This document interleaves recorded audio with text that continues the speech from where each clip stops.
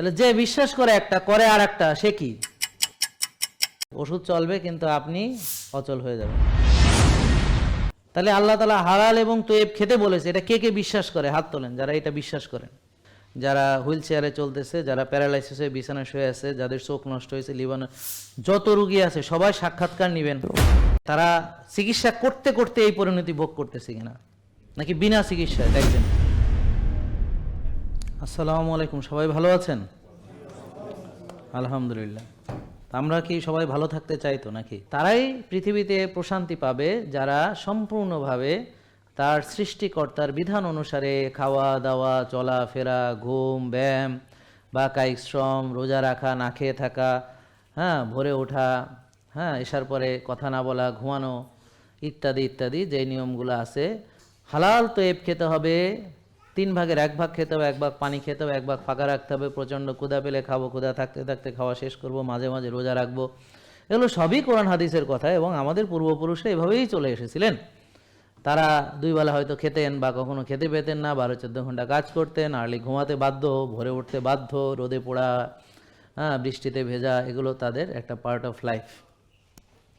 তাহলে খেয়াল করুন, আমরা না আমাদের পূর্বপুরুষদের ফলো করছি, না আমরা আমাদের ধর্মীয় নৈতিকতা বা নীতি বা আল্লাহর হুকুম মানছি, না আমার প্রিয় নবী হজরত মুহাম্মদ সাল্লাল্লাহু আলাইহি সাল্লামকে ফলো করছি, বা বিজ্ঞানও ফলো করছি না। কারণ বিজ্ঞান বলেছে যে প্রসেসড, আল্ট্রা প্রসেসড ফুড যেগুলো, সেগুলো প্রদাহ তৈরি করে এবং প্রদাহ থেকে এই যে 60 থেকে 70 ধরনের রোগ তৈরি হয়। তো জাঙ্ক ফুড বলে, এটা নামই দেওয়া হয়েছে জাঙ্ক ফুড, মানে যেই ফুডগুলো জাঙ্কিয়ার্ডে থাকার কথা, ময়লা আবর্জনা যেখানে সেখানে থাকার কথা জাঙ্কিয়ার্ডে, তো সেটা আপনি পেটকে জাঙ্কিয়ার্ড বানানো হয়েছে ওই খাবার পেটে দেওয়ার মাধ্যমে।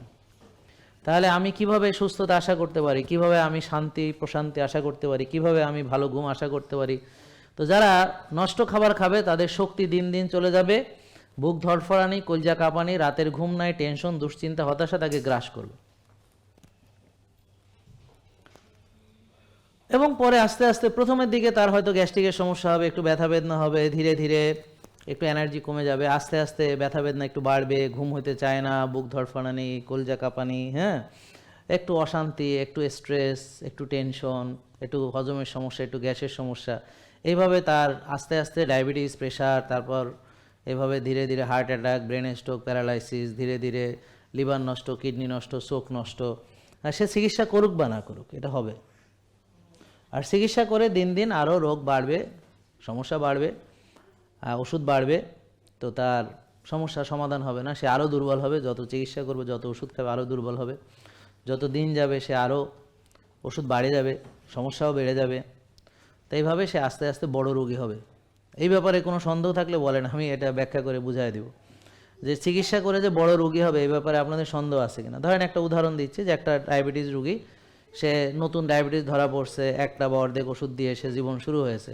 তো 20 বছর চিকিৎসা করার পর কি সে ভালো হয়ে যাবে, নাকি ওষুধ বেড়ে ইনসুলিনে চলে যাবে? ওষুধ বাড়তে থাকবে। তাই তো বোঝা গেল। 20 বছর পরে কি সে বড় রোগী হবে, নাকি ভালো হয়ে আরো সতেজ হয়ে যাবে? বড় রোগী হবে। তাই তো আপনারা জানেন। তাহলে চিকিৎসা করে কি হলো, সে কি ভালো হইলো না বড় রোগী হলো? ব্যাস, এটা বুঝলেন তো নাকি? এখন এইটা বোঝার জন্য তো একেবারে রকেট সায়েন্স জানার দরকার নেই, যে কোনো একটা বাচ্চারে ওরে বুঝাইলেও বুঝবে। এখন আপনারা বড়রা বুঝেন কিনা এটা? তার মানে আপনারা বোঝেন, জানেন, তাই না? জানি না শুনে ওই পথ বেছে নিয়েছেন, ঠিক কিনা? হ্যাঁ, জানি কিন্তু মানি না, জানি কিন্তু মানি না, জানি কিন্তু। তো তাহলে না মানলে কি হবে? যা হবার তাই হবে। তো এই জন্যে আমাদের ভিতরে কথা কাজে মিল থাকতে হবে, আমাদের বিশ্বাসের সাথে আমাদের কর্মপদ্ধতি মিল থাকতে হবে, তাহলে ইনশাল্লাহ আপনি ভালো থাকবেন, আশা করা যায়। তো ডায়াবেটিস বানাইছে কে? কিভাবে বানাইছি? বেশি খাইছি, বারবার খাইছি। তো এখন ডাক্তাররা ডায়াবেটিস রোগীকে কি বলে? কম খাইতে কয় না বেশি খাইতে কয়? 6 বেলা খাইতে কয়। আমি তো নিজেই পারি খাইয়া খাইয়া ডায়াবেটিস বানাইতে। তো এখন সে কয় যে তাহলে তুমি আমার কাছে আসছো, এখন পুষতে হবে, তো 6 বেলা চিনি খাওয়া। তো তাতে কি হবে? ডায়াবেটিস জীবনে ভালো হবে না, কোনোদিন ভালো হবে না, নাকি? বোঝেন নাই কথা? তো তাহলে আপনারা কেন? ওনাদের জন্য তো লাভ যে আপনি রুগী একটা সারা জীবন থাকবে, 1 রুগী থেকে 10 রুগী হবে, একটা রুগী সে প্রথমে যাবে এক ডাক্তার ডায়াবেটিস, তারপর চোখে যা ডাক্তার দেখাবে, তারপর লিভারের ডাক্তার দেখাবে, তারপর কিডনির ডাক্তার দেখাবে, তারপর ঘুমের ডাক্তার দেখাবে, টেনশনের ডাক্তার দেখাবে, নার্ভের ডাক্তার দেখাবে, বুক ফাড়া ডাক্তার দেখাবে, রিং পরানো ডাক্তার দেখাবে, পাকাটা ডাক্তার দেখাবে, পেটের সমস্যার জন্য যাবে, টয়লেট বন্ধ হইয়া যাবে, বুঝতে পারছেন? তো তাদের তো একটা রুগীরে বড় রুগী বানাইয়া আপনাদের বিরাট বেনিফিট, আপনার কি লাভ? আপনারা যান কেন? বুঝছে, আমাদের যে মুনাফিকি ক্যারেক্টারের কারণে, যে আমরা যেটা বিশ্বাস করি সেটা করি না, আমরা যা অন্তরে বিশ্বাস করি সেটা কাজে প্রকাশ করি না, এর একটা শাস্তি আপনারা এইভাবে উপভোগ করছেন, বুঝেন নাই? যে আমার দায়িত্ব আমি নিচ্ছি না, আমার ক্ষতি আমি করতেছি। তো যে নিজের ক্ষতি করে তাকে তো কেউ বাঁচাতে পারবে না। আমি নিয়ম শৃঙ্খলা মানবো, যেটা বিশ্বাস করি সেটাকে কাজে পরিণত করব। তাহলে আপনারা যদি হালাল তৈব খাবার 1 ভাগ খান, 3 ভাগ এর 1 ভাগ পানি খান, ফাঁকা রাখেন আর 1 ভাগ, যদি ক্ষুধা প্রচণ্ড লাগার পরে খান, যদি ক্ষুধা থাকতে থাকতে খাওয়াটা শেষ করেন, যদি মাঝে মাঝে রোজা রাখেন, তাহলে ওভারলোড হবে না, ডায়াবেটিস হবে না। আর যা খেয়েছেন সেটাকে যদি ব্যবহার বা বার্ন করেন তাহলে তো আরও ভালো, শক্তিশালী থাকবেন। আর যদি ভালো ঘুমান তা তো মনটা ভালো থাকবে, শরীরটা ভালো থাকবে, ব্রেনটা ভালো থাকবে। তো 8 ঘন্টা ঘুমালে ব্রেন ভালো থাকে, মন ভালো থাকে, শরীরে চাঙ্গা হয়, বডিটা রিসেট হয়, বডির যে সারাদিন কর্মক্লান্ত থাকে পরিশ্রান্তি দূর করে সে তরতাজা হয়, সতেজ হয়। তো তাহলে আপনাদের জন্য কল্যাণ হচ্ছে আর্লি ঘুমানো, ভোরে ওঠা, যেটা আল্লাহ অলরেডি বলেছেন। তো সুস্থ থাকবেন। ডাক্তাররা কি করলো না করলো আপনি তো ওদের কাছে যাবেন না, আপনি সুস্থ মানুষ। তো এই জন্যে আমাদের সুস্থ থাকতে হবে, নাকি বলেন? কি বলেন? তো আমাদের জন্যে ভালো হচ্ছে সুস্থ থাকা। তো সুস্থ থাকলে কি হবে? সে ডাক্তারকে ভিজিট দিতে হবে না, ওষুধ খেতে হবে না, পরীক্ষা করাতে হবে না, অপারেশন করাতে হবে না। আর ডাক্তার ডাকাত নাকি সেটাও তাকে চিন্তা করতে হবে না, নাকি? যাওয়ার দরকার হবে না, মানে প্রয়োজন হবে না আর কি, সুস্থ যাবে না, এই তো। তো এখানে ব্যাপারটা বুঝতে পারছেন কিনা দেখেন। তাইলে আমরা আমাদের নিজেদের কর্মফল ভোগ করি, আর আমরা অনিয়ম করি বলে অনেকেই ধরেন এই যে আমাদের অনিয়মের কারণে ফুড ইন্ডাস্ট্রি গ্রো করছে এভাবে, যে এই খাবারগুলো আমরা খাই, নাকি? তা আমাদের অনিয়মের কারণে ডাক্তারদের এত পোয়াবারো হচ্ছে, আমাদের অনিয়ম কারণে এখন মানে ফার্মেসিগুলো পাড়ায় পাড়ায়, মহল্লায় মহল্লায় ফাস্টফুডের দোকান এবং ফার্মেসি, কারণ আমরা ওই খাবার খাই আর ওই ওষুধ খাই। এই জন্যে একেবারে আমাদের মনে করেন যে ঘরে তো ফার্মেসি একটা আছে, যে সবার ঘরে ঘরে একটা ফার্মেসি আছে, যে সবার ঘরে একটা ওষুধের মোটামুটি, সেটা তো ছোট ফার্মেসি, মিনি ফার্মেসি আছে। হ্যাঁ হ্যাঁ হ্যাঁ, না বের হলে তো আর আপনি সুস্থ হয়ে যাবেন। তো ডাক্তাররা আপনাদেরকে বের করার বুদ্ধি দেয় না, বলে যে সারা জীবন ওষুধ খাবা, প্রেশার ভালো হয় না, কোনোদিন ডায়াবেটিস ভালো হয় না, কোনোদিন একবার যখন ফাঁদে পড়ছে এখান থেকে বের হইতে পারবে না। ওষুধ চলবে কিন্তু আপনি অচল হয়ে যাবেন, নাকি? বুঝেন নাই কথা? চলবে, ওষুধ কি হবে? চলবে। কে অচল হবে? কে যে খাবে। এর প্রমাণ রাখবে কি? এই পর্যন্ত যত লোক আছে যারা অচল হয়েছে, যারা স্ক্র্যাচ ভার দিচ্ছে, যারা হুইল চেয়ারে চলতেছে, যারা প্যারালাইসিস হয়ে বিছানায় শুয়ে আছে, যাদের চোখ নষ্ট হয়েছে, লিভার, যত রুগী আছে সবাই সাক্ষাৎকার নেবেন, দেখেন তারা চিকিৎসা করতে করতে এই পরিণতি ভোগ করতেছে কিনা, নাকি বিনা চিকিৎসায়। দেখবেন, বলেন, উত্তর দেন, বলেন। চিকিৎসা, সবাই বলেন। চিকিৎসা করতে করতে, বলেন। ওষুধ খেতে খেতে এই অবস্থায় পৌঁছাইছে। তাহলে আপনারা ওষুধ খেতে খেতে কোথায় পৌঁছাবেন? আপনাদের এটা তো দেখা ঠিকানার তো পরিষ্কার, ক্রিস্টাল ক্লিয়ার, শুধু সময়টা বাকি, যে আরো 10-15 বছর লাগবে আপনার ওই যে প্যারালাইসিস হইতে, হার্ট অ্যাটাক হইতে আরো 15 বছর লাগবে, 10 বছর লাগবে বা 20 বছর লাগবে। তা আপনি তো জানেন আপনার গন্তব্য, জানেন কিনা? তারপরও সেই পথে হাঁটছেন, তাহলে এবার কি হবে? আপনার গন্তব্য জানার পরও সেই পথে হাঁটছেন। এখন এবার দেখেন আমাদের নির্বুদ্ধিতার কারণে আমাদের মাথায় সবাই ছড়ি ঘোরাতে পারছে, আর যারা এসব কথা বলে তাদেরকে পৃথিবী থেকে বিদায় করে দেওয়া হচ্ছে। তাহলে আল্লাহ তাআলা হালাল এবং তৈব খেতে বলেছে, এটা কে কে বিশ্বাস করে? হাত তোলেন যারা এটা বিশ্বাস করেন, হালাল এবং তৈব। তা আসুন, তাহলে আমরা বিশ্বাসী, ওকে, এখন থেকে এটার বাইরে খাবো না। এখন তৈবের সংজ্ঞা, যেটা নিয়ে একটু আপনাদের মানে ডাউট থাকতে পারে, সেটা আগে ক্লিয়ার করি। দেখেন বোন, আপনার ডায়াবেটিস আছে? ডায়াবেটিস কত থাকে? বসে বলেন, দাঁড়াইতে হবে না। আপনার ডায়াবেটিস আছে? কত থাকে? 8, আপনার 16, কত? 6 তো কন্ট্রোলের ভিতরে আছে। তো আপনার যাদের ডায়াবেটিস আছে চিনি বেশি থাকে, তাই না? তো চিনি প্রথম কথা হচ্ছে নর্মাল কত? 5 থেকে 6। নর্মাল কত? 5 থেকে 6, বুঝতে পারছেন? এখন একটা লোকের চিনি বেশি, এখন খেজুর যেটা অর্গানিক খেজুর সেটা তো সবার জন্য তৈব হওয়ার কথা না, কিন্তু এই খেজুরটা এই যে ওই বোনের ডায়াবেটিস বেশি, উনি যদি খায় এই মুহূর্তে এটা ওনার জন্য তৈব হবে কিনা? তাহলে তো আর কোনো কনফিউশন নেই, বুঝতে পারছেন যে তার চিনি বেশি, এখন চিনি খাওয়া তার জন্য সঠিক হবে না। তাহলে তৈব খাবারের সংজ্ঞা তো আমরা জানি অনেকেই, যে পবিত্র খাবার, ক্লিন ফুড, আল্লাহর দেওয়া প্রকৃত খাবার, প্রাকৃতিক খাবার, হোলসাম ফুড, হ্যাঁ, তাজা, এগুলো তো বুঝি, তাই না? তৈব শ্রেষ্ঠ খাবার, হ্যাঁ, আল্লাহর দেওয়া উৎকৃষ্ট খাবার, উত্তম খাবার, নাকি? এটা তো ক্লিয়ার। কিন্তু দেখেন কোন কোন খাবার আপনার জন্য তৈব নাও হতে পারে আপনার রোগের কারণে, বুঝলেন না এই কথা? তাহলে তৈবের সংজ্ঞার ভিতরে খাবার যেমন খাঁটি হতে হবে, তেমনি আপনি সেই খাবারের উপযুক্ত কিনা সেটাও বিবেচনার বিষয় আছে। এ ব্যাপারে ক্লিয়ার হয়েছেন? এখন আমাদের যাদের চিনি বেশি তাদের আরও চিনি খাওয়া এই মুহূর্তে তৈব হবে না, তবে যখন আমার এটা নিয়ন্ত্রণ হয়ে যাবে বা আমার কোষ খালি হয়ে যাবে, বা আমি রসগোল্লা খাওয়ার পর যখন আমার রক্তের চিনি বাড়বে না, খেজুর খাওয়ার পরও রক্তের চিনি বাড়বে না, মধু খাওয়ার পরও রক্তের চিনি বাড়বে না, তখন আমরা খেতে পারবো। ক্লিয়ার?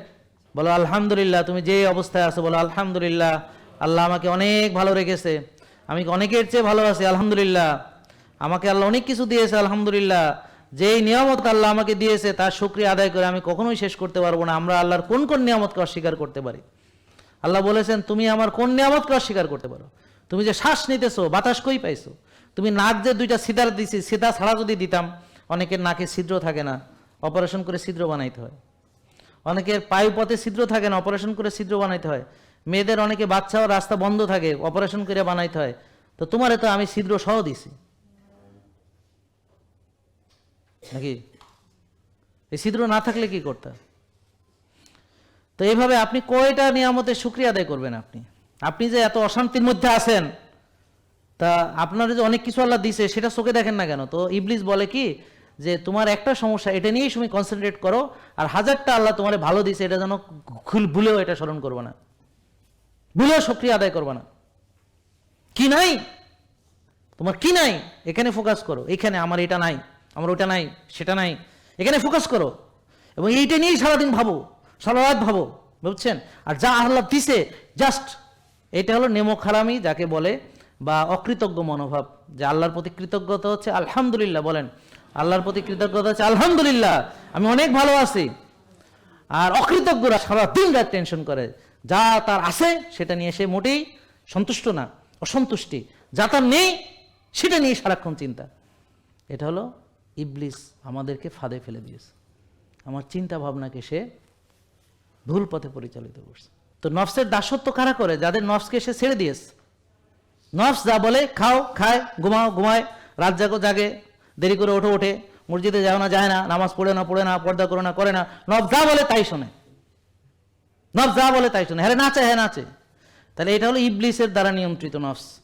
আর যে নফসকে দাস বানায়, যে আমি এটা খাবো না, তুই কে? হুদা হেল আর ইউ, আপনি নিজেকে বলছেন, তুই কেন আমাকে এটা খেতে বলছিস, তোর কি লাভ, তুই কে? ও আসলে ইবলিস, যে আপনাকে খারাপ খাবার নির্দেশ দেয়। সে বলে যে আমি ওদেরকে নির্দেশ দিয়েছি, সে এটা করেছে, সে খারাপ খাবার নির্দেশ দিয়েছে, খারাপ কাজের নির্দেশ দিয়েছে, খুন করার নির্দেশ দিয়েছে, জ্বালাও পোড়াও করার নির্দেশ দিয়েছে, অনিয়ম করার নির্দেশ দিয়েছে, রাত জাগার নির্দেশ দিয়েছে, মসজিদ থেকে বিরত থাকার নির্দেশ, নামাজ না পড়ার নির্দেশ দিয়েছে, অন্যের ক্ষতি করার নির্দেশ দিয়েছে, অকল্যাণ কাজ করার নির্দেশ দিয়েছে, নিজের ক্ষতি করার নির্দেশ, নিজেকে মোটা বানানোর নির্দেশ দিয়েছে, তার ফ্যাটি লিভার বানানোর নির্দেশ দিয়েছে, তাকে ডায়াবেটিস বানানোর নির্দেশ দিয়েছে, তাকে বলা হয়েছে যে তুমি আরও বেশি করে খাইয়া রক্ত নালিতে চর্বি জমাইয়া ব্লক বানাইয়া তারপর রিং পরাও। সেই ইবলিসের দাস, ইবলিস যা বলে তাই করে। ব্যাপারটা বুঝেন নাই? তাহলে কেন এই কথা বললাম? কারণ হচ্ছে প্রতিটা কল্যাণ কাজ হচ্ছে আল্লাহর পক্ষ থেকে আসে, যে কোনো কল্যাণ কাজ আল্লাহর পক্ষ থেকে আসে। আর আপনাদের সবার ক্ষতি কে চায় জানেন? ইবলিস। সে আপনার স্বাস্থ্যের ক্ষতি চায়, সে আপনার শক্তি দুর্বল করে দিতেছে, আপনি শক্তি যেন না থাকে, আপনি যেন নামাজ পড়ার উপযুক্ত না থাকেন, আপনার যেন গিরা ব্যথা হয়, আপনার যেন মাজা ব্যথা হয়, আপনি যেন সেজদা দিতে না পারেন, আপনি যেন মাটিতে মাথা ঠেকাতে না পারেন, হ্যাঁ, আপনি যেন রোগ যন্ত্রণায় কষ্ট পান, আপনি যেন ভোগেন, আপনি যেন ইনসুলিন মারেন, আপনি যেন মানে ঝাঁঝরা হইয়া যান, মুরব্বা হইয়া যান, আপনি যেন বুক ফড়ান, আপনি যেন রিং পরান, আপনি যেন অথর্ব হন,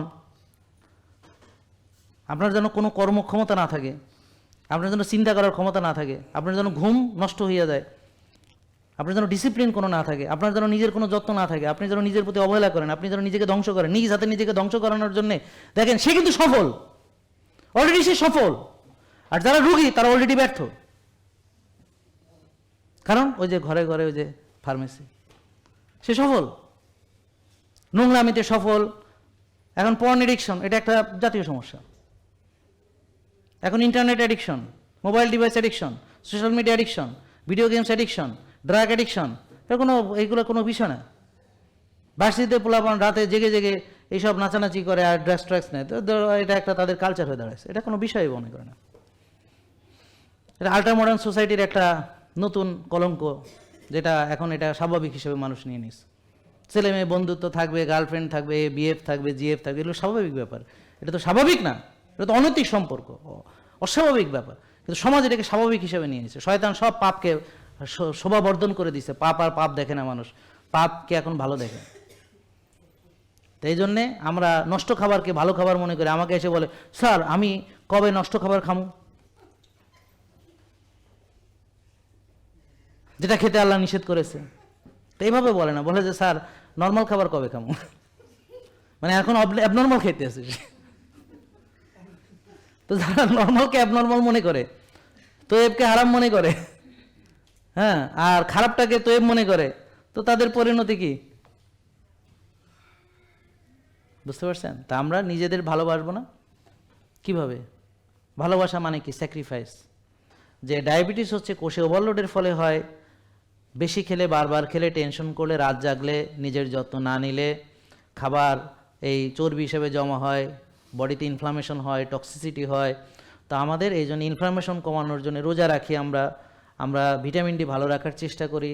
তারপরে আমরা কফি এনামা করি বডিকে ডিটক্সিফাই করার জন্যে, ঘাম ঝরাই, বুঝতে পারছেন? আমরা ব্যায়াম করি, ব্যায়ামের মাধ্যমে আমাদের শরীর থেকে ঘাম ঝরে, আমাদের ইনফ্লামেশন কমে, ব্যায়ামের মাধ্যমে আমাদের শক্তি হয়, খাবার হজম ভালো হয়, বডিতে নাড়াচাড়া হয় ভালো, হ্যাঁ, বডিতে এই যেই খাবারগুলো আমরা খেয়েছি সেগুলো ব্যবহার হয়, শক্তি তৈরি হয়, হ্যাঁ, এভাবে শক্তি আবার রেস্টোর হয়, মাইটোকন্ড্রিয়া বাড়ে, হ্যাঁ, শক্তি তৈরির যে কারখানা, power house of the cell mitochondria. তো ব্যায়ামের মাধ্যমে মাইটোকন্ড্রিয়ার আকারে বাড়ে, পরিমাণে বাড়ে এবং সংখ্যায় বাড়ে। নতুন নতুন মাইটোকন্ড্রিয়াল বায়োজেনেসিস হয় রোজার মাধ্যমে। রোজা রেখে ব্যায়াম করলে আরও ভালো হয়, খালি পেটে ব্যায়াম করলে। যেমন সকালে আমি খালি পেটে ব্যায়াম করেছি, মানে ব্যাডমিন্টন, টেনিস খেলেছি। আশা করি বুঝতে পেরেছেন। তাহলে এই ব্যাপারে কোনো সন্দেহ তো নাই না, যা বলেছি। তাহলে পরিমিত খাওয়া এবং কল্যাণ কার জন্যে কোন খাবার, এটা রিপোর্টের আলোকে আমরা আপনাকে, আমার ডাক্তার গাইড করবে, আমার পুষ্টিবিদ গাইড করবেন, এবং আমাদের কি কি ব্যায়াম আপনার উপযুক্ত আপনার জন্য সেটা আমাদের এখানে বলে দিবে। এর জন্য কোনো অর্থ পেমেন্ট করতে হবে না। ধন্যবাদ। আসসালামু আলাইকুম। জেকে লাইফস্টাইল, ওষুধ মুক্ত সুস্থ জীবন।